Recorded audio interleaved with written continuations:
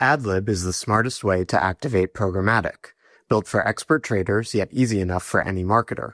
Launch across all top DSPs without contracts, overhead, or busy work. Schedule a free trial today and start maximizing ROAS with Adlib. Check out Adlib at getadlib.com. Welcome to Open Market, a podcast about building companies in the advertising industry. This is Joe Zappa, and I'm joined by Eric Franchi. How's it going, Eric? Everything's good, Joe. How you doing? Oh, I'm good. Just marveling at another week in our glorious AI-driven outcomes era. Absolutely. So both of us this week were at the DMS by LUMA conference in New York City. So we figured we'd talk about that and a couple of other things that are on our mind for this podcast today. DMS is a unique conference. It's hosted by LUMA, Terry Kawaja, who's a former guest on the pod, and it is targeted to those that are in the middle of the whole corporate development ecosystem. By corporate development, it's largely meant M&A and investing. So you have CEOs of companies that are the buy side, right? So like large platforms. You have CEOs that are the targets or the sell side, startups and smaller companies. You have private equity, you have venture capital, you have others that are kind of in the middle of that whole ecosystem. So it's a very interesting and deal-making centric event. Terry and Connor kicked it off with what's become their annual State of Digital, I think it's called, which is a really well done presentation. I hope they drop the slides at some point publicly if they haven't yet. That just sort of gives their state of the state on the market, M&A, and where everything is going. Joe, you had a really nice summation of the trends, largely, I think, identified in that presentation that you posted on LinkedIn. I figured we'd talk about it a little bit and then, kind of talk through a couple of specifics I thought were quite interesting within it and adjacent to it. You forgot an important constituency of LUMA attendees, which is marketing hats who are trying to help all of these founders sell their wares to the rest of the ecosystem. I put you in the middle, I think. But, yeah, there are very few of them. There are very few in the room, actually. We're a select group, like 5 people. Yeah. So the first trend that I wanted to highlight, obviously near and dear to my heart, was what Terry called the move to outcomes. And he did drop the outcomes year in one of his conversations on stage. Terry was just saying that a lot of companies in the space are using this term more. They're shifting from sort of driving views or proxy metrics, as he and Connor McKenna said, to outcomes themselves. AdTech God posted something interesting recently where he's like, why are we suddenly talking about outcomes? Like, obviously outcomes have always been important. So why is it like all the rage now? I think there are a couple of reasons. One is that, as I always mention, the walled gardens who get, 3 out of every 5 ad dollars and really drive paradigms in the space, they are talking about and they are putting at the center of their go-to-market, right? So Google, Amazon, Meta are all saying, tell us what outcomes you want and we'll deliver them. And so I think they're really setting the tone for the rest of the industry. But then you also see open web, and I'm using that broadly, ad tech companies catching wind of that and responding, right? So you see the performance TV category, TV Scientific, Vibe Mountain emerging in relation to that and saying, well, the same way that search and social work have gotten huge, this is TV Scientific CEO Jason Fairchild's thesis, we should be able to do the exact same thing on CTV, right? Where people give us a cost per acquisition type target and then we hit it. And so you see, I think the walled garden saying this paradigm and then the open web responding, and that's why it's gaining so much steam. The Trade Desk CEO, Jeff Green, spoke to Terry at the end of the day, and Terry essentially asked him, how is TTD competing in this outcomes era? Because TTD is historically known for, big brands and holdcos, CPM-based buying, not exactly performance marketing. And what Jeff was saying is that, of course, outcomes are important. The challenge is to understand what do we mean by that and how do we get the full funnel involved and integrated into our conception and measurement of outcomes. Because if you take a big brand like a Mercedes, right? This is the example Jeff used, like they talk in 20-year sales cycles. I'm the perfect example of that, right? Like I'm like 30-ish. Like I now have the budget to buy a Mercedes, but I've been seeing Mercedes ads since I was a kid, right? And they've shaped my conception of the brand. So you want to include the full funnel in that. And so, yeah, I think this move to outcomes is one of Terry's big 3 trends, huge trend in the space. But I think the question is, how do open web ad tech companies position themselves in relation to the outcomes machines of the walled gardens? And then what do we mean by outcomes and how do we measure them? Yeah. I didn't stay for Jeff Green's presentation. I had to get out a little bit early, and I'm sorry I missed it. Was your impression that TTD is going to try to in the same way they're being the champion of the premium internet from a supply perspective, really looking to double down on pushing forth this idea of digital as, a brand building medium and trying to quantify the metrics around how people should think about brand and how brand plays into ultimate downstream sales. Like, are you getting that they're more moving towards a more quantifiable definition of all things, kind of premium? I do think, especially as they face heat for, say, Kokai and various things going on with them and their sort of position in the industry, they do need to articulate how they compete in the outcomes here and how they fit into the current paradigm of advertising. In particular, they want to be the leader of the alternative to the walled gardens. They want to be the leader of what Jeff is calling the open internet, contrasting with the open web. I think they want to think bigger, retail, CTV, et cetera. They want to be included in what they represent. So I think it would actually be a very wise narrative for them to say, we are the leading driver of outcomes on the open internet, but we also have a slightly different take from the walled gardens on what that means because we represent the biggest brands and agencies in the world. And we see that, as in the case of a Mercedes, driving outcomes means getting the full funnel involved, and it means getting all of these channels involved and, of course, showing up in high quality environments. So I think you see the ingredients of that kind of narrative there for them. And if I were them, I would lean into that. It makes a ton of sense. We had on the Marketecture Pod, Olivia Corey this week. She's from I guess it's like a measurement and analytics startup called House. And she's a very visible person on X and I guess Martech X. She actually made the point that she thinks that CTV, and was speaking specifically to YouTube, but since YouTube is effectively, especially after this week, some of the stats they showed, TV and CTV, she made the point that based on their experiments and their data, TV itself is wildly undervalued in terms of its ability to drive performance-based outcomes. So just more validation. I think there's a lot of work to do and a lot of potential if TTD and others, frankly, move in this direction. Yeah, I'm super bullish on that, as you know. I think that, obviously TV size and Imperium portfolio company and Sharp and Client, but super bullish on what they're doing. I just think it makes a ton of sense. The Vanderhooks, who don't necessarily have a stake in the same way Jason does in CTV, they're a DSP, so they help advertisers buy across a bunch of channels. They say CTV is the number one driver of incremental sales, and it's just common sense. Like, when you think about these different types of ads, mobile ads, CTV, out of home, whatever, it's like CTV, you sort of encounter it every day. It's huge. It's in your face. It makes sense that those ads would be more effective. And it's just a question of measuring that and iterating on it effectively, which is why the performance TV category exists. I do think also it would be interesting when you think about potential acquisitions TTD could do, do they ultimately go out and buy one of those performance TV companies to, put the full funnel together? Again, they're known for more of the upper funnel, big brand stuff. Is there a gap they can fill either by building or buying to complete the puzzle? Yeah, well said. Okay. Number 2, this is an interesting point you made. The open web needs champions. What did you mean by that?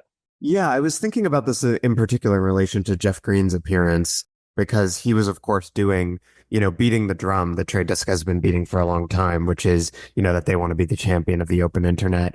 And Jeff's argument was that the open internet should be the number one place for advertiser investment because it has the best and broadest content and it has the most competition and innovation. And so, in other words, you have this whole ecosystem of publishers and ad tech companies who are innovating on advertisers' behalf to deliver better outcomes, like you see with the performance TV category. And then also, as Jeff said, you have all of the movies and TV ever created, right, on the open internet versus, as he put it, the cat videos of, YouTube or Facebook. I think, obviously, Terry himself said, Jeff's narrative gives short shrift to the walled gardens. Like, the reality is YouTube is like the number one CTV platform, and there's so much rich content on there, right? It's a long way away from the days of just it being cat videos. But he makes a good point, and we should all pay attention when the number 2 independent ad tech company behind Apple and TTD is making this kind of narrative. There's a reason, because the broader fight we're all engaged in, if we want to support open internet ad tech companies or if we're a part of them, is the long war with the walled gardens. And the way you win that, it's not just fighting and punching down or across at your competitors who also represent the open internet. It's sort of all of us standing together and making a case for the open internet vis-a-vis the walled gardens. The other point that I thought was like really impactful that connects to this and maybe is another side of this, or maybe is a counter to this, is some of the stats that they showed. And this is going to be, unfortunately, by memory of how media is continuing to fragment and how the consumer experience around media is shifting very quickly. So we're seeing the obvious trends in search as Google continues to lose market share. There's different metrics on this, but I think intuitively we all believe that Google is losing market share or has, the first time competition from companies like OpenAI and Perplexity, so on and so forth. So, what does the advertising and marketing medium look like in those environments? Still TBD, but we all believe it's going to happen. And is that part of the open internet, or is that going to be the next walled garden?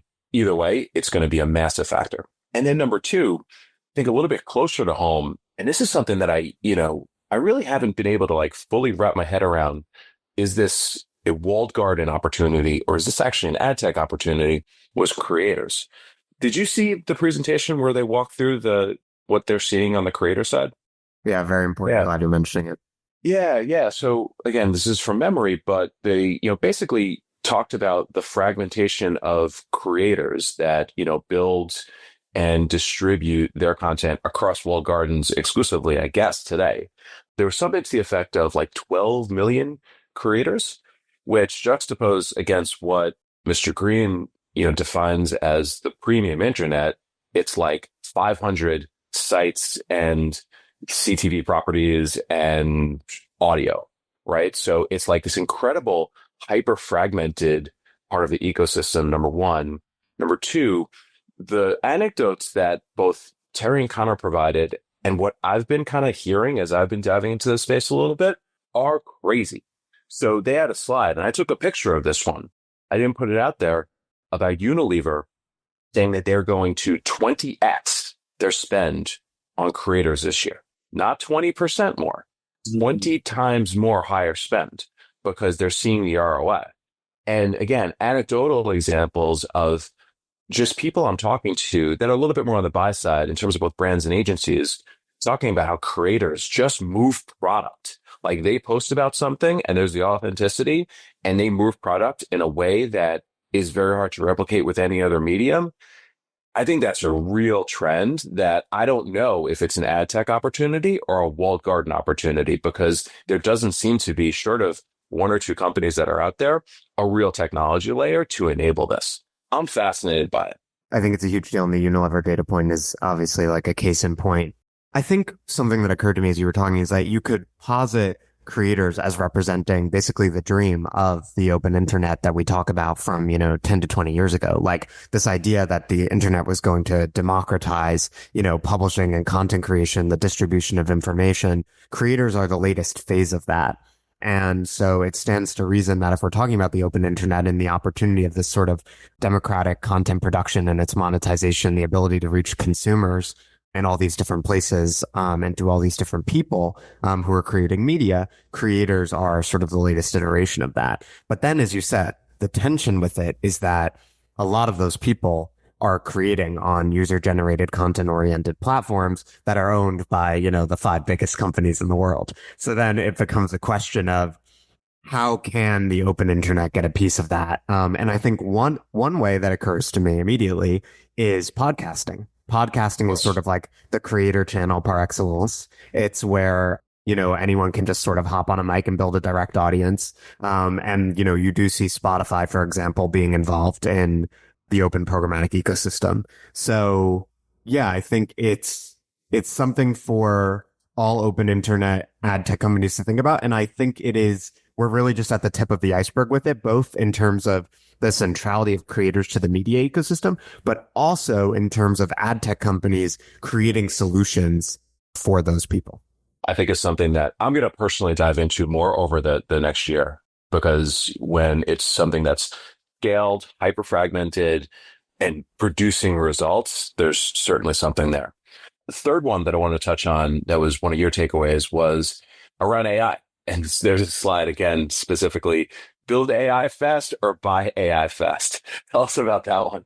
Yeah, I mean, of course, Atari, is making a sort of Yes. self-referential joke here, Sure. but because he was talking about the importance of potentially making acquisitions throughout the day, but he's right, right? We've talked about this before. Like we're sort of in a new ad tech, old ad tech paradigm moment because we're entering this new generation of ad tech driven by AI, and so every older ad tech company is looking at AI startups and wondering, how do I get some of that? What are the most important aspects of this innovation? How do I integrate into my platform?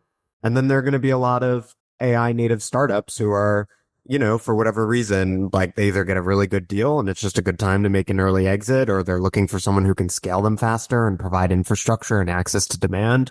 Whatever it is, there will be a lot of matches to be made, in the next couple of years. And basically, I think every older ad tech company will be asking themselves, are we going to build AI to create platforms that work in this new environment, in the new way people are using technology as we shift from, SaaS to agentic, for example, or are we going to buy it?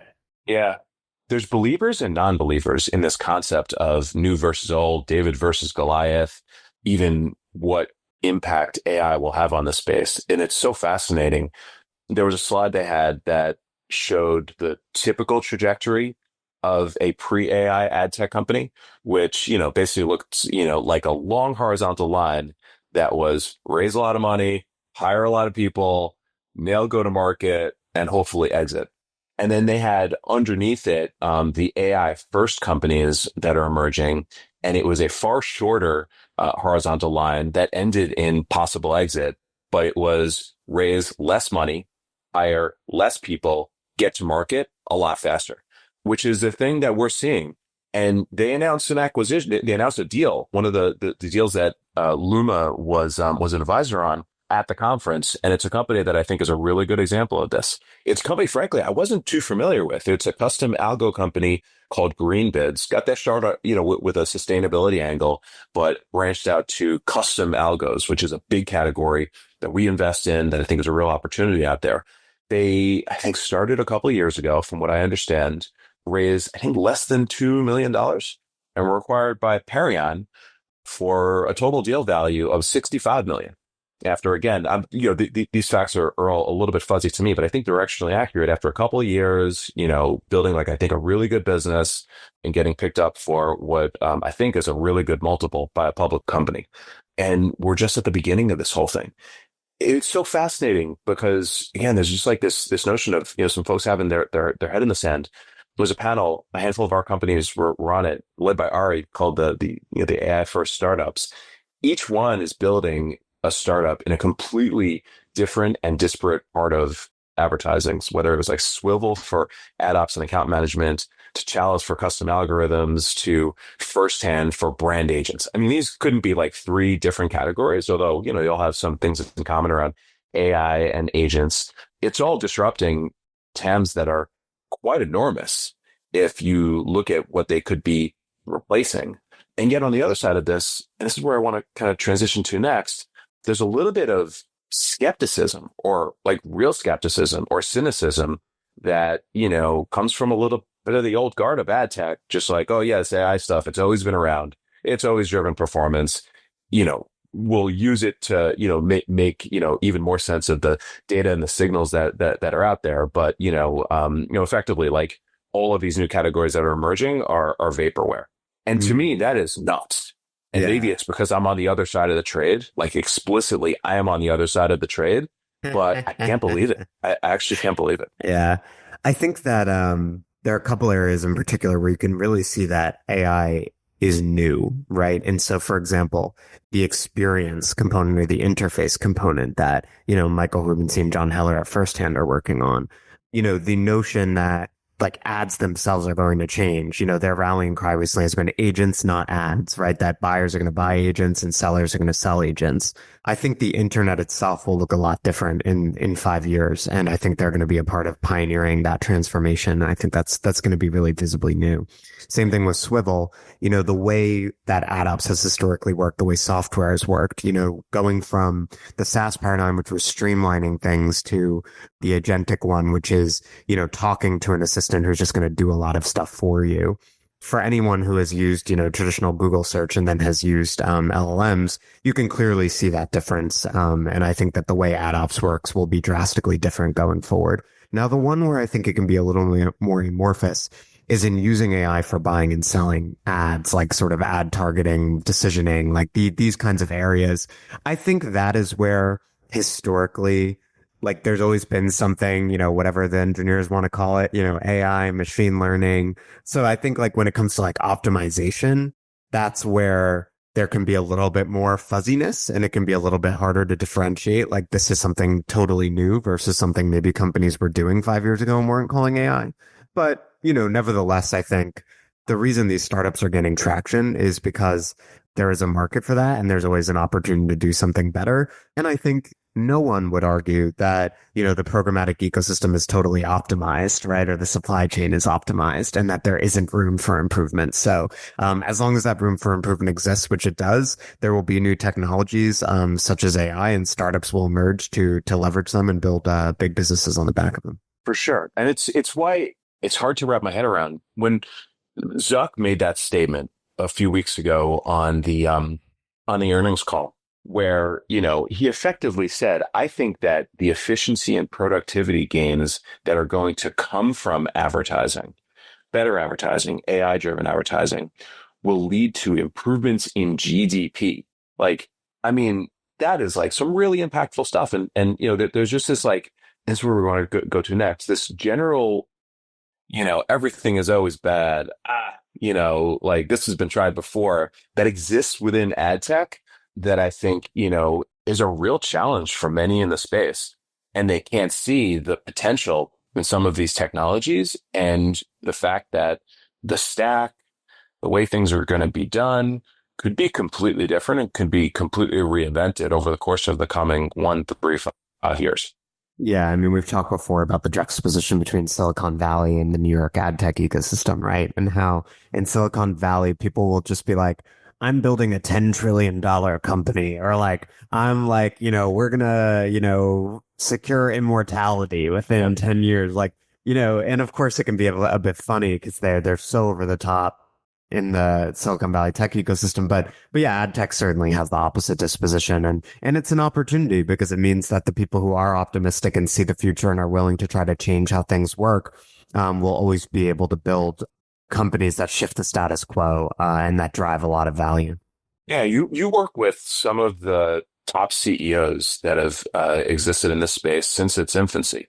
Would you consider them cynics? Would you consider them optimists? Would you consider them something in the middle? And you don't have to name names, or you can name names as examples. Yeah, I think they have a fundamentally optimistic disposition. I think there's some people mistake optimism for like a certain kind of personality, right? Like they mistake optimism for like, you're just really like cheery or lighthearted or humorous or something like that, which is of course not at all the case. You can be, to me in business, like optimism means you look at the world and you say, this could be a lot better. And then I'm going to build the thing that's going to make it a lot better. Right. And if you look at all of the entrepreneurs, to whom you're referring, they all have that, in their own way. And they can go about that in a very, like, think about Jason, very matter of fact, very scientific, but fundamentally, I think an optimist in that he was looking at the TV ecosystem and he was like, this is unaccountable advertising. It could be a whole lot better.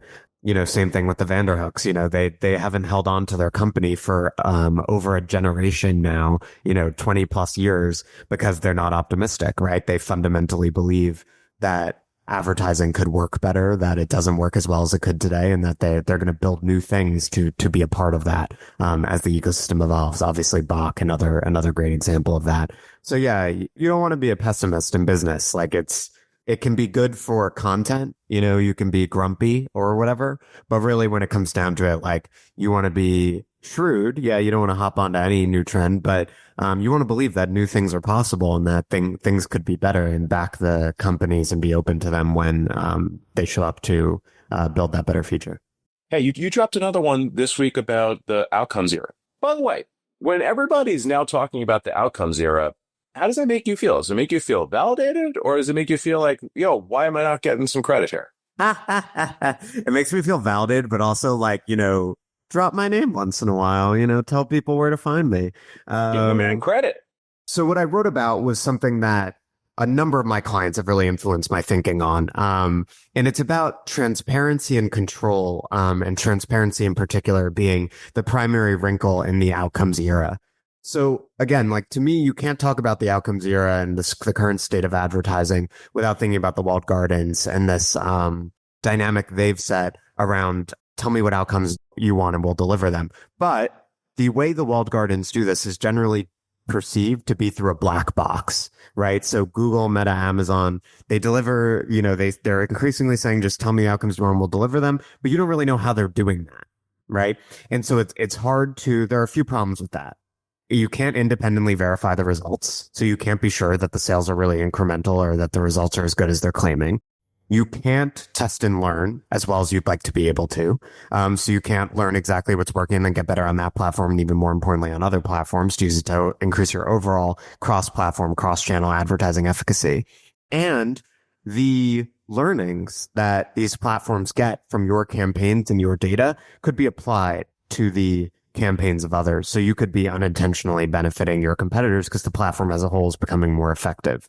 So the number one opportunity for open internet ad tech companies in the outcomes era is to exploit this wrinkle and to capitalize on transparency and control to say, we're going to deliver the same outcomes or better of which the walled gardens are capable of they're offering you, but we're going to do so, as Jason says, as a white box, not a black box, right? By giving you transparency into what we're doing, so you can iterate and improve. You'll know how your data is being used, not being used by your competitors, and you can independently verify the results. I think Scope 3 is exemplary here, right? So with their brand standards and agentic media platform, as Brian has publicly demoed, you can see what the agents they're creating on the behalf of advertisers are doing. You can see them like thinking through things, like you can see with some LLMs. You can see what they're buying, what they're ruling out in terms of inventory sources, and you can give them feedback in real time and iterate and learn. And then you could take those learnings and hypothetically apply it to other environments. So transparency and control are going to be two of the major wrinkles in the outcomes era, and open internet ad tech companies should exploit that to compete with the walled gardens, which is the big war we're all fighting. Just to kind of tie this all together, the opportunity to, just quantify everything that much more, the stuff that's coming at us with AI, this giant adjacent space called creators, it's just like, this is like as exciting as it's ever been, man. It really is. I'm going to have to write a massive newsletter synthesizing all this. That's like the AI driven creator fueled outcomes era of walled garden fights or, something or other. I'll workshop it. Exactly. You should. There you go. There's your newsletter next week. Exactly. Until then, thanks as always, Joe. This is a great conversation, and we will see everybody next week. Thank you very much. Bye-bye.